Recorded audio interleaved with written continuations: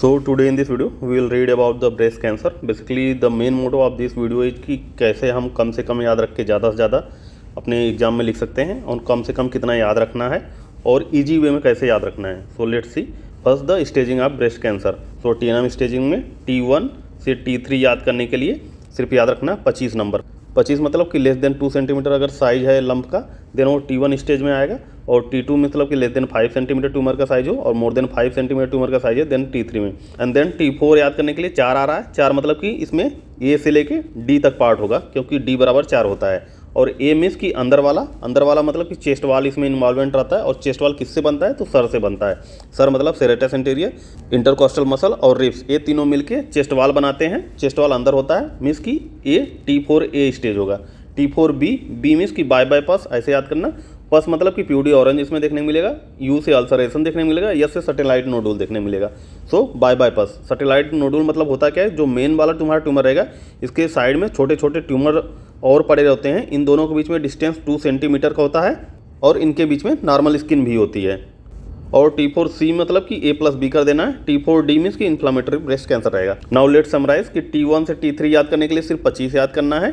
T4A means कि अंदर means कि चेस्ट वाल इन्वॉल्वमेंट रहेगा, मतलब serratus interior, intercostal muscle, ribs involve रहेगा. B मीन्स कि bypass, प्यूडी orange, ulcer, satellite nodule देखने को मिलेगा.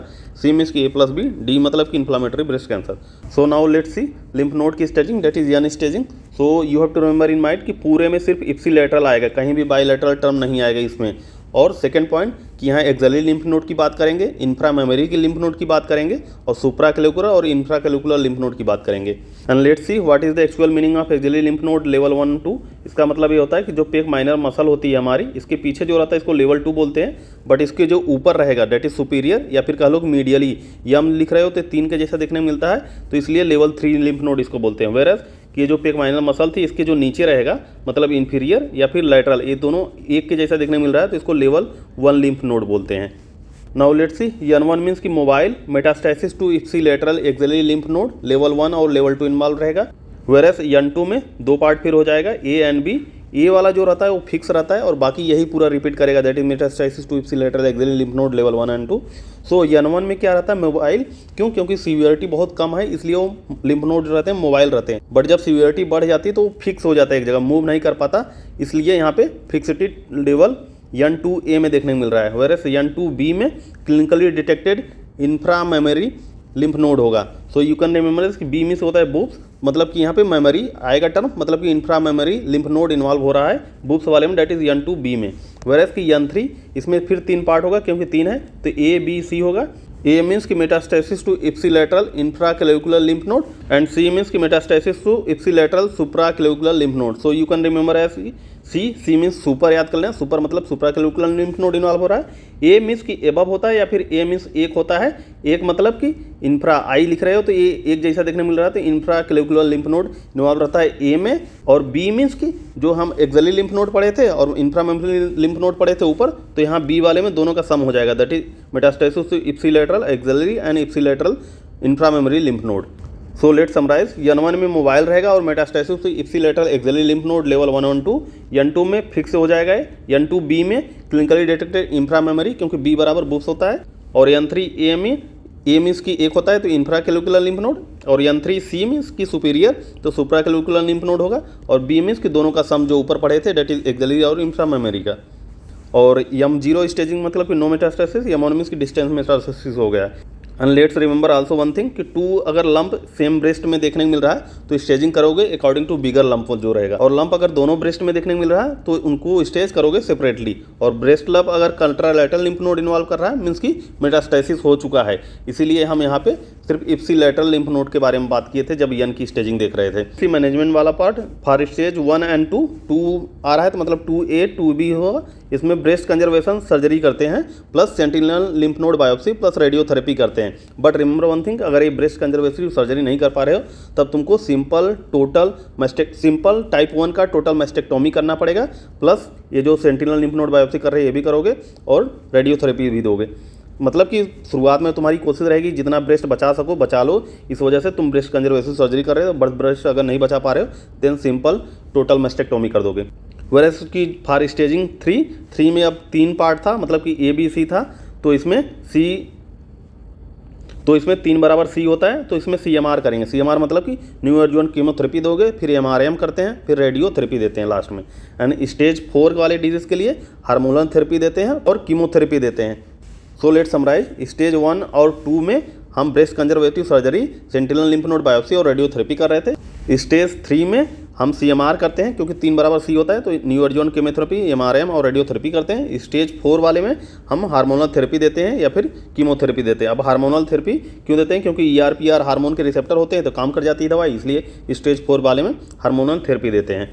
एंड आल्सो रिमेंबर कि फॉलोअप कितने दिन पे कराओगे, तो फॉलोअप जब करोगे तो उसमें हिस्ट्री लोगे पेशेंट के और फिजिकल एग्जामिनेशन करते हैं और सारी इन्वेस्टिगेशन वगैरह कराते हैं, जैसे मैमोग्राम बेस्ट होता है, MRI। पहले 3 साल में हर 3 से 6 महीने में बुलाओगे पेशेंट को, फिर उसके बाद 4 से 5 साल में 6 से 12 महीने बुलाओगे, 5 साल से अगर ज़्यादा हो गया तो हर साल बुलाओ। Now let's see what are the investigation you will do in case of breast cancer. तो इसमें ट्रिपल असेसमेंट से इसकी डायग्नोसिस बनाते हैं, जिसकी प्रिडिक्टिव वैल्यू होती है 99.9%।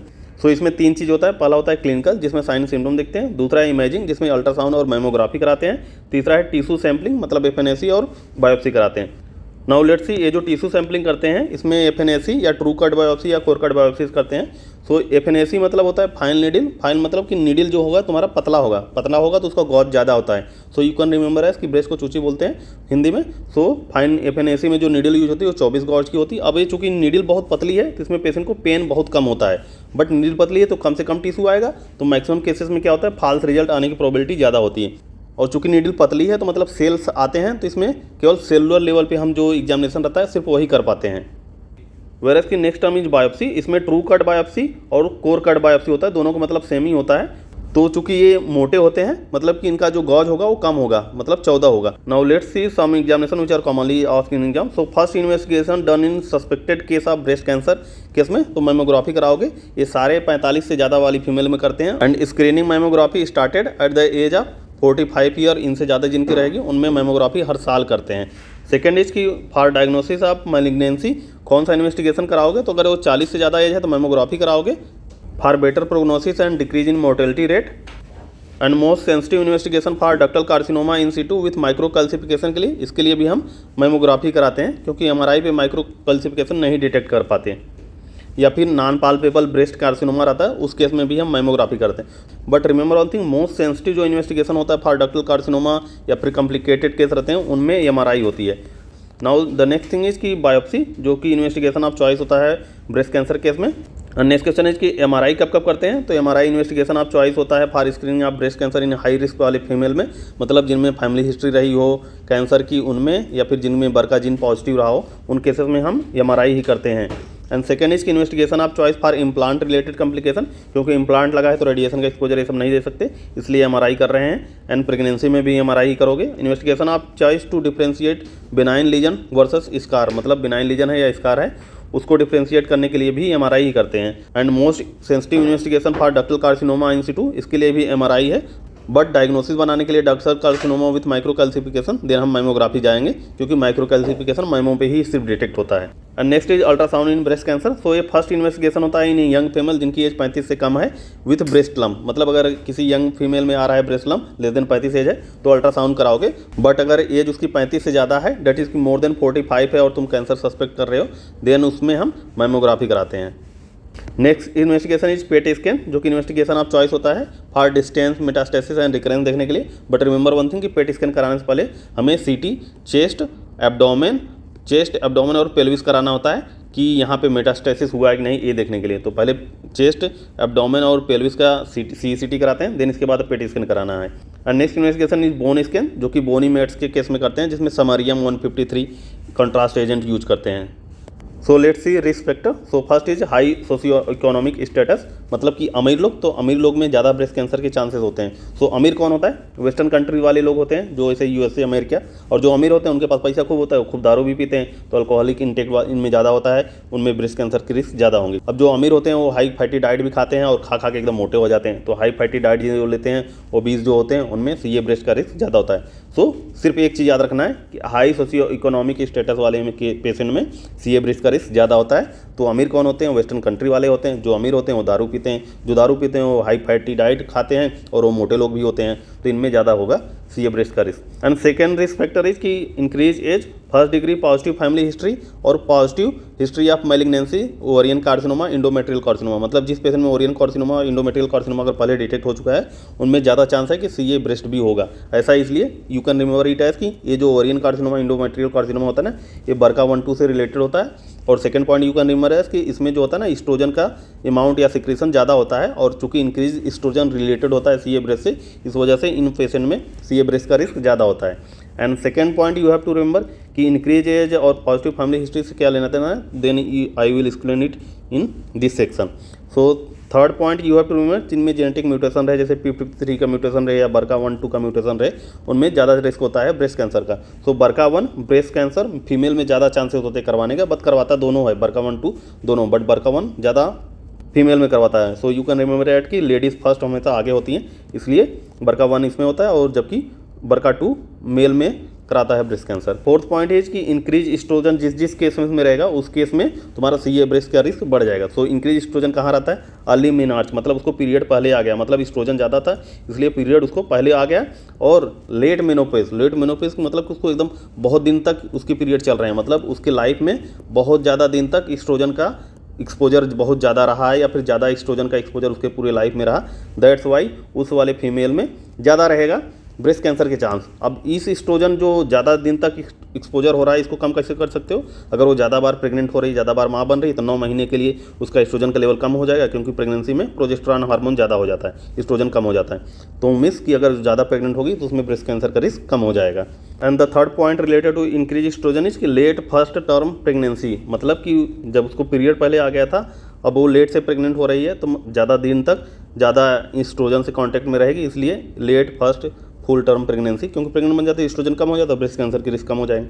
तो ये हो गया। या फिर नलीपैरेटिव माँ बन ही नहीं रही, मतलब कि उसका एस्ट्रोजन हार्मोन कमी नहीं हो रहा, तो नलीपैरेटिव भी इंक्रीज एस्ट्रोजन का रिस्क है, इसलिए ब्रेस्ट कैंसर। या फिर हार्मोन थेरेपी ले रही, मतलब एस्ट्रोजन की दवा गोली खा रही पहले, तो पहले से एस्ट्रोजन ज़्यादा होने से हो रहा, इसलिए इसमें भी ब्रेस्ट कैंसर होगा।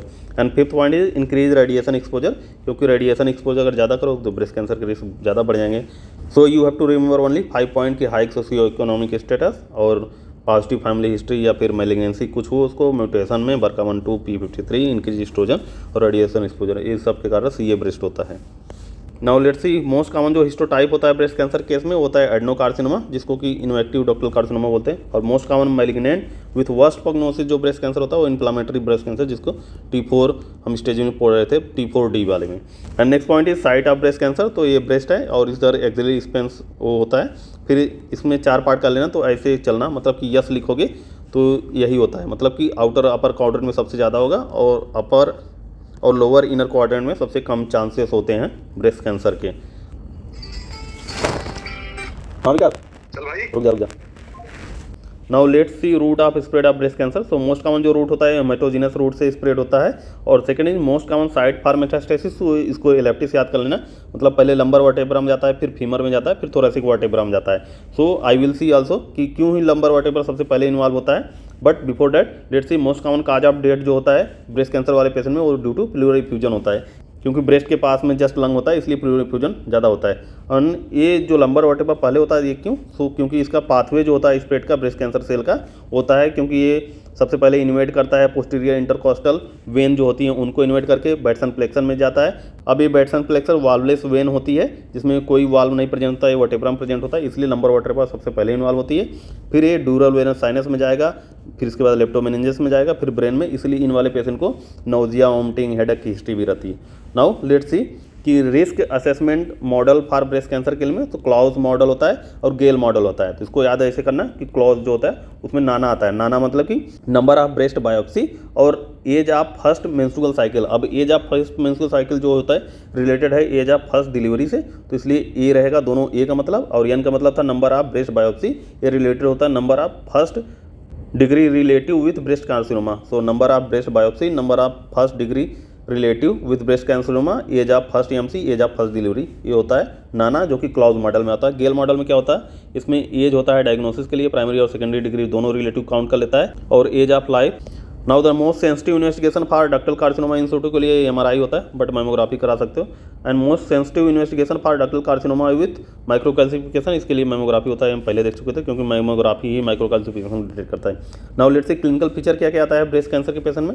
उसमें ब्रेस्ट लंप रहेगा, आर्किटेक्चरल डिस्टॉर्शन रहता है ब्रेस्ट का, मतलब कि असिमेट्री हो जाएगी ब्रेस्ट में, इक्सिन फिक्सिटी टू चेस्ट वाल, निपल रिट्रैक्शन, डेविएशन, अल्सरेशन, ये सब देखने को मिलेगा। प्यूडी ऑरेंज देखने को मिलेगा, डिम्पलिंग देखने को मिलेगा, पकरिंग देखने को मिलेगा, कैंसर इन क्रूज देखने को मिलेगा। सो रिमेंबर वन थिंग, इसमें जो प्यूडी ऑरेंज होता है ये सिर्फ इसमें सब क्यूटेनियस या सब डर्मल जो लिम्फेटिक रहते हैं उनमें इन्वॉल्वमेंट का होता है, वरस डिम्पलिंग, पकरिंग, ये सब जितने बाकी साइन दिखने मिलते हैं कूपर्स लिगामेंट के इन्वॉल्वमेंट के कारण होता है। एंड सेकेंड इसकी साइन ऑफ मेटास्टेसिस क्या होता है, तो बैक एक होता है बोनी पेन, क्योंकि जब मेटास्टेसिस करके सबसे पहले लंबर वर्टेब्रम में जाता है तो उसको खराब करने लगता है, उसके कारण बैक पेन होगा, बोनी पेन होगा, और हेडेक क्योंकि यहाँ पे लेप्टोमेनिंजस या ब्रेन में चला जा रहा है इसलिए, जॉन्डिस, अनोरेक्सिया, वेट लॉस क्योंकि लीवर में मेटास्टेसिस हो जाता है इसलिए।